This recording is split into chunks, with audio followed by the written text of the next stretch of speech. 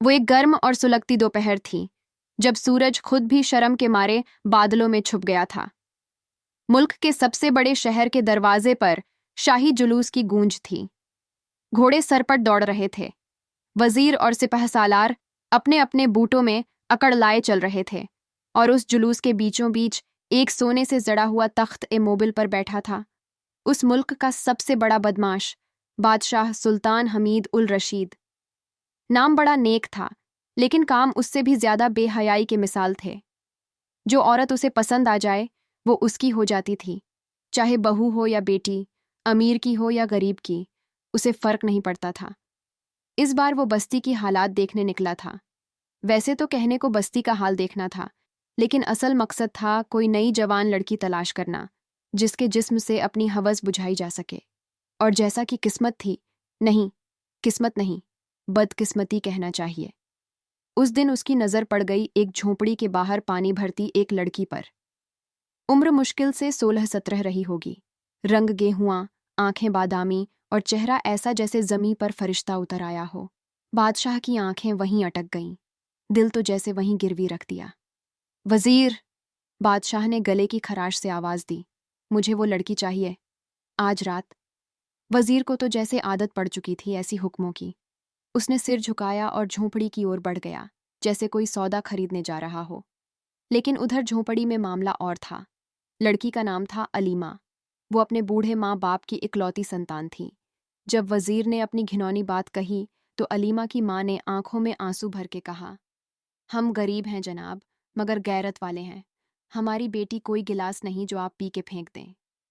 इतना सुनना था कि वजीर का रंग बदल गया। वो धमकी देकर लौट गया और बादशाह को सब बता दिया। बादशाह का चेहरा सुलग उठा। वो तिलमिला गया। एक ही सांस में बोला, तो फिर शादी कर लूंगा उससे। कल सुबह निकाह होगा, लेकिन याद रखना, ये शादी सिर्फ एक रात की होगी। और यहीं से शुरू हुई वो दास्तान जो सिर्फ निकाह की नहीं, बर्बादी की शब बन गई। सुबह की अजान अभी अभी मस्जिदों में गूंजी थी, लेकिन महल में ढोल ताशों की आवाज उससे कहीं ऊंची गूंज रही थी। निकाह की तैयारियां शुरू हो चुकी थीं, लेकिन ये कोई आम शादी नहीं थी। ये एक हुक्मरान की हवस की शादी थी। शहर में ऐलान कर दिया गया था कि बादशाह सुल्तान हमीद उल रशीद आज एक खूबसूरत लड़की से निकाह करेगा, मगर किसी को नहीं पता था कि वो लड़की कौन है, और ना ही ये कि उस लड़की की मर्जी इसमें शामिल है या नहीं। वजीर ने सुबह सुबह ही सिपाहियों का एक दस्ता भेजा, जो अलीमा के घर पर चढ़ दौड़ा। बूढ़े माँ बाप का क्या जिक्र करें। सर्दियों के लकड़ी जैसे हाथ पांव कांपने लगे, जैसे मौत आंगन में उतर आई हो। सिपाही बोले, बादशाह सलामत ने फरमान जारी किया है, तुम्हारी बेटी से आज ही निकाह होगा। विरोध किया तो पूरा खानदान सलाखों के पीछे होगा या कब्र के नीचे। अब गरीब का विरोध क्या होता है, बस आंसू, दुआएं और कांपते लब। अलीमा को जबरन महल ले जाया गया। वहां की चकाचौंध उसकी आंखों को चुभ रही थी, जैसे हर झूमर ताना मार रहा हो कि देखो, कितनी बड़ी रोशनी में तुमसे तुम्हारी रात छीनी जा रही है। उसे एक कमरे में बंद, जहां 3 दाइयां उसे तैयार करने लगीं, जैसे कोई दुल्हन नहीं, बल्कि कुर्बानी की भेड़ तैयार की जा रही हो। वहीं दूसरी तरफ बादशाह अपने शाही स्नान के बाद ईतर में डूबा हुआ था। उसके होठों पर एक अजीब मुस्कान थी, जैसे किसी जुए में जीत गया हो। एक रात की मलिका बनाऊंगा उसे, फिर फेंक दूंगा, वो मन ही मन सोचता रहा।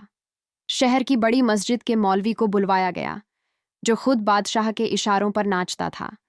निकाह की रस्में शुरू हुईं। अलीमा से जब पूछा गया कि क्या तुम इस निकाह पर राजी हो, तो उसके कांपते होठों से सिर्फ एक आह निकली, लेकिन मौलवी ने उसे हाँ मान लिया। उसके आंसुओं की तहरीर किसी ने नहीं पढ़ी। निकाह मुकम्मल हुआ। शाही भोज का ऐलान हुआ। महल में मिठाइयां बांटी गईं, लेकिन अलीमा के हिस्से में सिर्फ खामोशी और खौफ आया। बादशाह ने जैसे ही सुना कि निकाह हो चुका है, उसने अपना शाही लिबास पहन लिया और कमरे की ओर बढ़ा जहां अलीमा बैठी थी। अब उसकी बीवी बन चुकी थी, सिर्फ एक रात के लिए। महल की शामें अक्सर शाही जश्नों से सजती थीं, लेकिन आज की शाम थोड़ी अलग थी। रोशनी ज्यादा थी, खुशबू भारी थी, और सन्नाटा गहरा था, जैसे पूरे महल को मालूम था कि आज किसी की जिंदगी की आखिरी मासूम रात है। हर झूमर, हर पर्दा, हर दीवार खुद से कह रही थी, इस रात को देखा नहीं जाता। अलीमा को शाही कमरे में लाया गया। कमरा क्या था? एक सोने से जड़ा हुआ कैदखाना था। बिस्तर की चादरें रेशमी थीं, मगर अलीमा की रूह कांटों पर थी। उसके शरीर पर शाही दुल्हन का जोड़ा था, लेकिन उसकी आंखों में डर था, गुस्सा था और सबसे ज्यादा बेबसी थी। वो फटी फटी आंखों से देख रही थी उस आलीशान कमरे को, जैसे सोच रही हो, क्या इस जगह को छोड़कर उसकी सादगी में कुछ कम था? तभी दरवाजा खुला। बादशाह दाखिल हुआ, पूरे घमंड, रुतबे और एक अजीब से संतोष के साथ। उसकी चाल में जीत का नशा था। वो अलीमा के सामने आकर रुका और एक गहरी मुस्कान के साथ बोला, अब तो तुम मेरी हो, मेरी बीवी। अलीमा ने उसकी आंखों में देखा, लेकिन उसमें डर नहीं था, नफरत थी। वो एक पल के लिए चुप रही, फिर बोली, बीवी? आप तो सिर्फ एक रात के लिए निकाह कर रहे हैं ना? फिर कौन सी बीवी? कैसा रिश्ता? बादशाह कुछ पल को ठिठका, फिर हंसा, वो भी ऐसा कि जैसे कोई शेर अपनी शिकार पर दांत दिखा रहा हो। जो एक रात के लिए हो, वही सबसे हसीन बीवी होती है, वो बोला। अलीमा की आंखों से आंसू नहीं निकले। अब वो रो नहीं रही थी। शायद डर अपनी हद पार कर जाए तो इंसान रोता नहीं, बस सुन्न हो जाता है। वो दीवार की तरफ देखने लगी। रात लंबी थी, और उस रात में क्या हुआ, ये सिर्फ अलीमा और उस दीवार को पता था जिस पर उसने सिर टिका लिया था। सूरज की पहली किरण जब महल के उस बड़े झरोखे से कमरे में दाखिल हुई, तो अलीमा की आंखें खुलीं, लेकिन वो आंखें अब वैसी नहीं थीं जैसी कल थीं। उनकी चमक अब बुझ चुकी थी। रात ने जैसे उसकी रूह को सोख लिया था, और अब सिर्फ एक सूखी पत्थर जैसी औरत वहां बैठी थी। चादरें अभी भी सलवटों से भरी थीं, लेकिन उनमें से अब कोई खुशबू नहीं आ रही थी, सिर्फ एक अजीब सी उदासी। बादशाह गायब था। वो अपनी फर्ज पूरी करने के बाद सुबह से पहले ही उठ गया था। सुबह की हवा ताजगी नहीं, बेइज्जती ले आई थी। कमरे की एक दाई आई और बोली, बादशाह सलामत ने कहा है कि तुम्हें अब रवाना किया जाए। तुम्हारे लिए एक खच्चर और कुछ कपड़े इंतजाम कर दिए गए हैं। अब तुम महल की नहीं, वापस वहीं जाओ जहां से लाई गई थी। अलीमा कुछ देर बैठी रही। उसका गला सूख गया था, आंखें जैसे अब और आंसू देने से इनकार कर चुकी थीं। उसने धीरे से कहा, निकाह का क्या हुआ? दाई हंसी, वो भी ऐसी हंसी जिसमें शर्म से ज्यादा घमंड था। निकाह? वो तो एक वक्ती दस्तावेज था मल्लिका, वो अब रद्द किया जा चुका है। बादशाह को निकाह की नहीं, नजारे की जरूरत थी, और वो हो गया। अलीमा ने धीरे से अपने बाल बांध लिए, चेहरा ढका और महल के बाहर निकलने लगी। सिपाही रास्ता दिखा रहे थे, लेकिन नजरें नीची थीं। उनमें शायद कोई शराफत बची थी, या शायद उन्हें भी एहसास था कि आज किसी की इज्जत को रौंदा गया है। महल से बाहर निकलते वक्त अलीमा ने आखिरी बार पीछे मुड़कर देखा। वो दरवाजा, वो दीवार, वो पलंग, सब उसे घूर रहे थे, लेकिन अब वो रोई नहीं। वो बस चुप रही। वो वापस उसी बस्ती में पहुंची जहां से उठाई गई थी। लोग दूर दूर से उसे देखने लगे। औरतें चुप थीं, मर्दों की आंखों में सवाल थे, बच्चों की समझ से बाहर सब कुछ था। उसकी माँ ने उसे गले लगाया, और पहली बार वो जोर से फूट फूट कर रोई, लेकिन अलीमा नहीं रोई। उसने सिर झुकाया और सिर्फ इतना कहा, मैं जिंदा हूं, लेकिन अब मैं वो नहीं हूं जो पहले थी। उस दिन से बस्ती में एक नई बात मशहूर हो गई। बादशाह की एक रात की मल्लिका लौट आई है, लेकिन अपनी रूह वहीं छोड़ आई है। अलीमा की वापसी ने जैसे बस्ती में तूफान ला दिया था। जो लोग पहले उसकी सादगी और शराफत की मिसाल दिया करते थे, अब वही लोग उसकी तरफ ऐसे देख रहे थे जैसे वो कोई गुनहगार हो। उसके घर के बाहर दिन भर औरतों का जमघट लगता था, कोई ताज्जुब में, कोई तंज में और कोई जलन में। माँ चुप थी, बाप बिस्तर पर पड़ा था, और आसपास के मर्द धीरे धीरे दूरी बनाने लगे थे। बस्ती में गरीबी तो हमेशा रही, लेकिन अब उसमें इज्जत की तिजोरी भी लुट चुकी थी। अलीमा बाहर निकले तो लोग कानों में फुसफुसाने लगते, यही है वो, बादशाह की एक रात की बीवी। जैसे उसका नाम नहीं, अब बस एक लानत हो। एक दिन बस्ती के चौधरी ने उसके घर के बाहर खड़े होकर ऐलान किया, ऐसी औरत जो बादशाह की रजा में चली गई हो, अब हमारे मोहल्ले की नहीं रही। या तो ये बस्ती छोड़े या हम सब। अलीमा ने पहली बार जवाब दिया। उसकी आवाज में अब दर्द नहीं था, अब तल्खी थी, और लहजे में वो धार थी जो तलवार को भी शर्मिंदा कर दे। मैं नहीं गई थी उसकी रजा से, मुझे उठाया गया था। और अगर एक रात की जुल्म से कोई औरत गुनहगार बन जाए तो फिर हर वो इंसान गुनहगार है जो जुल्म पे चुप रहा। लोग चुप हो गए। कुछ ने नजरें झुका लीं, कुछ का गुस्सा बढ़ गया। मगर अब अलीमा डरने वालों में से नहीं थी।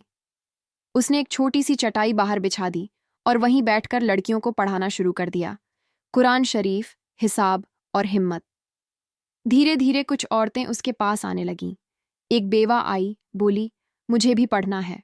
एक बच्ची आई, बोली, मैं भी बनना चाहती हूँ अलीमा। अब वो बादशाह की रात नहीं, बस्ती की उम्मीद बन गई थी। चौधरी को बर्दाश्त नहीं हुआ।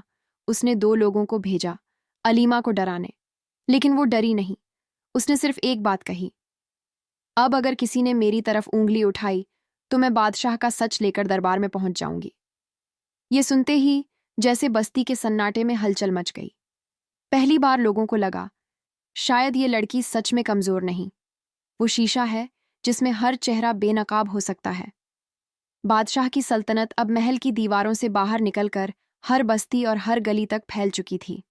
अलीमा की आवाज़ अब सिर्फ महल के दरबार तक नहीं, बल्कि हर नुक्कड़ पर सुनाई दे रही थी।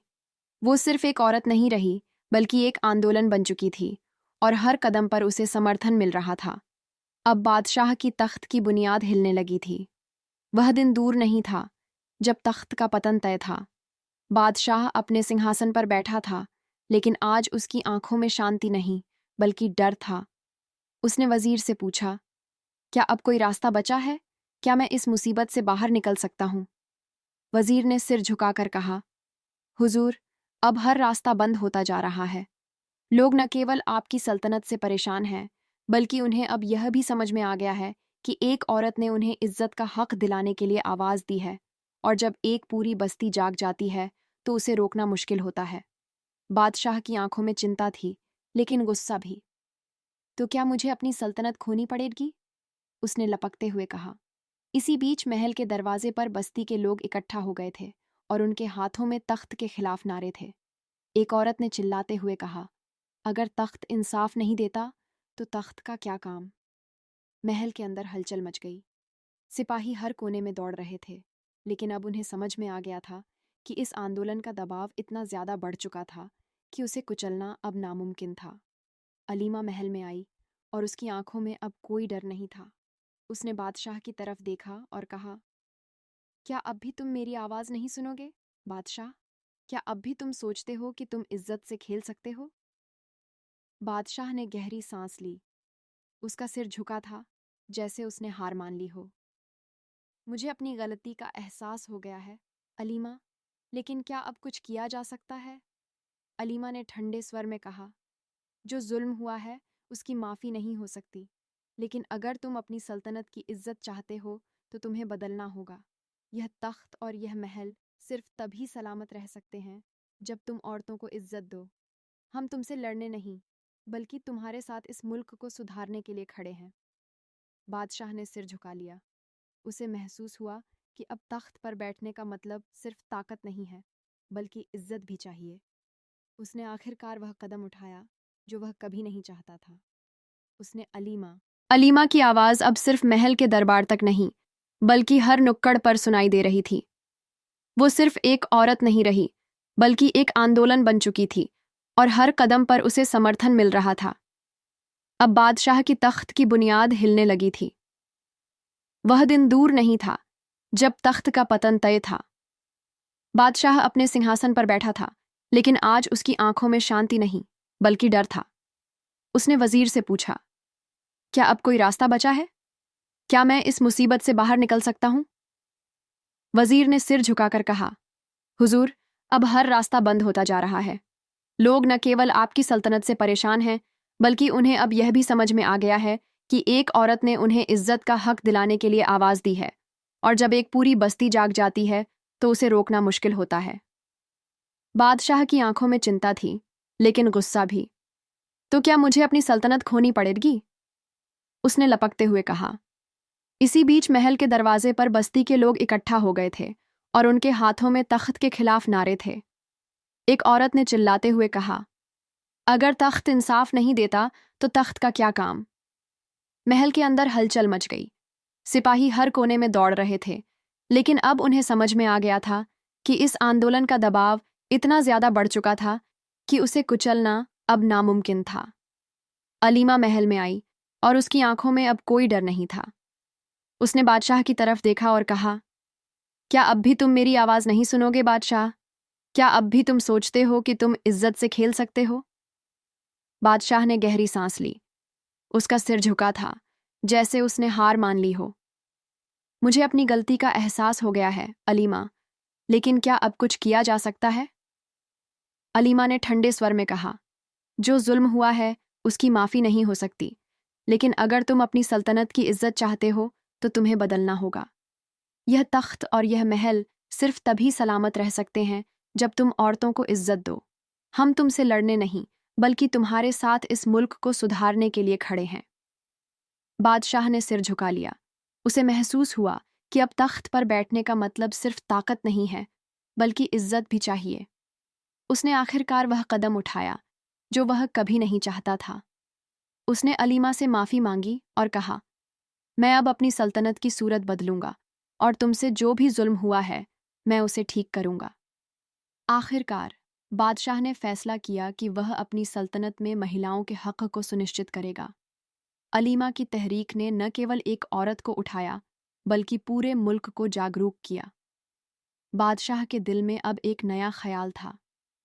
जब उसने अलीमा से माफी मांगी तो उसे एहसास हुआ कि उसने बहुत कुछ खो दिया था, लेकिन अब उसके पास एक मौका था खुद को और अपनी सल्तनत को सुधारने का। उसकी सल्तनत की तस्वीर अब बदलने वाली थी, और यह सब अलीमा और उसके आंदोलन की वजह से था। महल में सब कुछ अब पहले जैसा नहीं था। सिपाही, जो कभी आम लोगों पर अत्याचार करते थे, अब उनका व्यवहार बदल चुका था।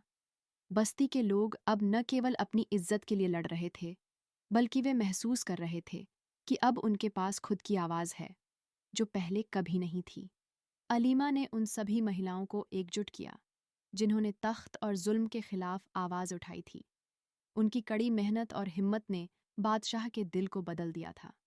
बादशाह ने महल के दरबार में एक ऐलान किया, अब यह सल्तनत सिर्फ तख्त और ताकत पर नहीं चलेगी। अब यह सल्तनत सभी के लिए, चाहे वह पुरुष हो या महिला, इज्जत और समानता की सल्तनत बनेगी। मैं अब अपनी गलती को सुधारने का वादा करता हूँ और इस देश में हर किसी को अपनी आवाज़ उठाने का अधिकार मिलेगा। यह सुनकर दरबार में मौजूद सभी लोग चुप हो गए।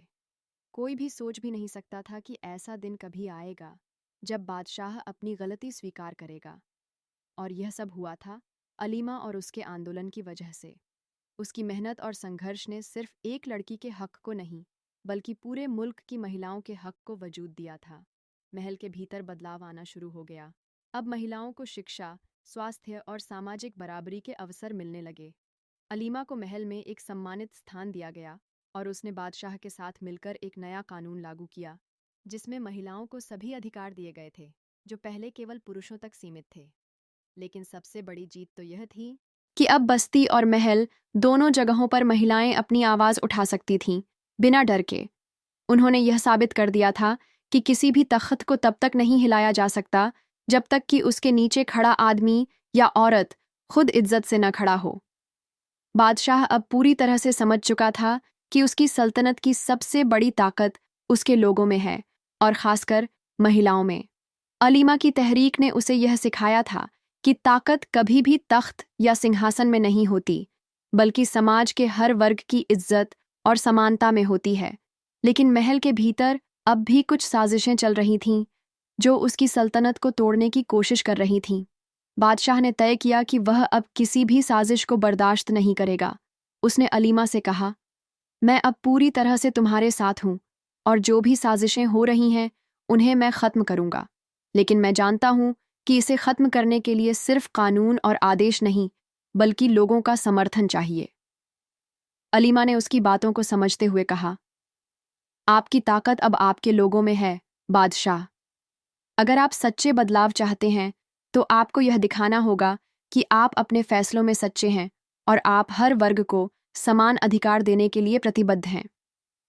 अलीमा ने एक सभा का आयोजन किया जिसमें बस्ती के लोग, महल के दरबारी और सिपाही भी शामिल थे।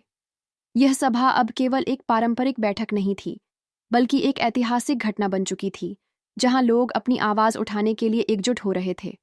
सभा के दौरान अलीमा ने कहा, हम सब यहाँ एक साथ हैं क्योंकि हम चाहते हैं कि हमारी सल्तनत में हर किसी को समान अधिकार मिले।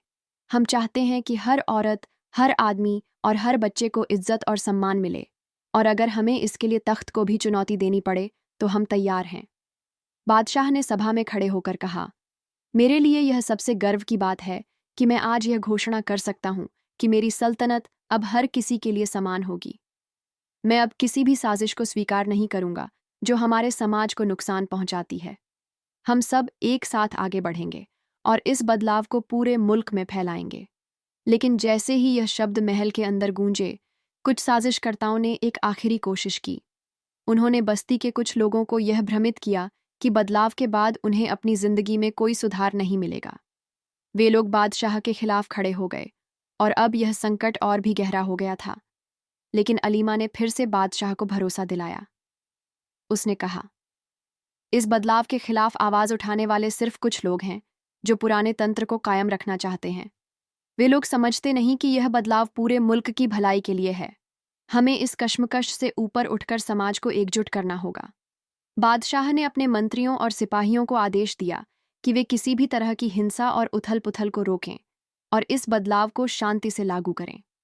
अब पूरा मुल्क एक नए बदलाव के लिए तैयार था, जिसमें हर कोई अपने अधिकारों के लिए खड़ा था।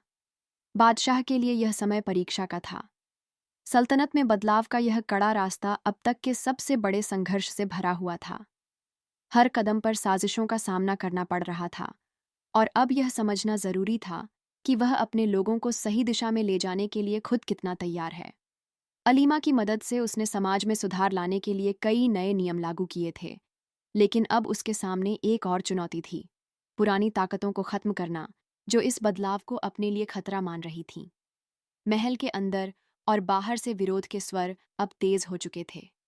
कुछ मंत्रियों ने, जो पुराने तंत्र का हिस्सा थे, बस्ती में अफवाहें फैलानी शुरू कर दीं कि इस नए बदलाव से लोग गरीबी और असमानता में और भी ज्यादा फंस जाएंगे।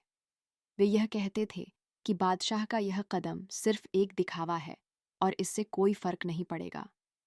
बादशाह और अलीमा जानते थे कि अगर वे इन साजिशों को रोकने में सफल नहीं होते तो बदलाव का यह सपना टूट सकता था। अलीमा ने बादशाह से कहा, अब हमें सबसे पहले इन झूठी अफवाहों का मुकाबला करना होगा। हमें बस्ती के लोगों को यह समझाना होगा कि यह बदलाव उनका भला करने के लिए है और इसमें हर किसी का हक शामिल है। बादशाह ने अपनी पूरी शक्ति के साथ इन अफवाहों को नकारने के लिए एक सार्वजनिक घोषणा की। उसने दरबार में यह ऐलान किया, मैं अपनी सल्तनत के हर नागरिक से वादा करता हूँ कि जो बदलाव हम ला रहे हैं वह हर व्यक्ति के भले के लिए है। कोई भी बस्ती या व्यक्ति इसका विरोध नहीं करेगा, क्योंकि यह बदलाव केवल हमारी सल्तनत के भविष्य के लिए है। लेकिन इससे कुछ समय तक स्थिति शांत रही, फिर भी कुछ जगहों पर असहमति बनी रही। अलीमा और बादशाह ने अब एक और कदम उठाने का फैसला किया। उन्होंने पूरे मुल्क में न्याय और समानता के लिए एक नया कोड ऑफ कंडक्ट लागू किया, जिसमें महिलाओं और पुरुषों को समान अधिकार देने के साथ साथ शिक्षा, चिकित्सा और रोजगार के मौके सुनिश्चित किए गए थे। जब यह बदलाव बड़े पैमाने पर लागू किया गया, तो बस्ती के लोग खुद ही समझ गए कि अब उनकी आवाज सुनने वाला कोई है। उन्होंने पुराने और तंग रास्तों को छोड़कर एक नई दिशा में कदम बढ़ाना शुरू किया। पुरुष और महिलाएं अब मिलकर एक साथ काम करने लगे और हर किसी को समान अधिकार मिलने लगे थे। बादशाह ने अपनी सल्तनत को फिर से खड़ा किया, लेकिन अब वह तख्त की असली ताकत को समझ चुका था। वह जानता था कि सच्ची ताकत सिर्फ रॉयल्टी में नहीं, बल्कि लोगों के दिलों में होती है। उसने यह साबित कर दिया कि एक सच्चा शासक वही होता है जो अपने लोगों के लिए काम करता है और जो अपनी गलती सुधारता है। अलीमा की तहरीक ने यह दिखा दिया कि एक महिला की आवाज़ अगर सच्ची हो तो पूरी सल्तनत को बदल सकती है। उसके संघर्ष और प्रयासों ने यह साबित किया कि जब तक इंसानियत और इज्जत की बात की जाती है, तब तक कोई भी ताकत उसे रोक नहीं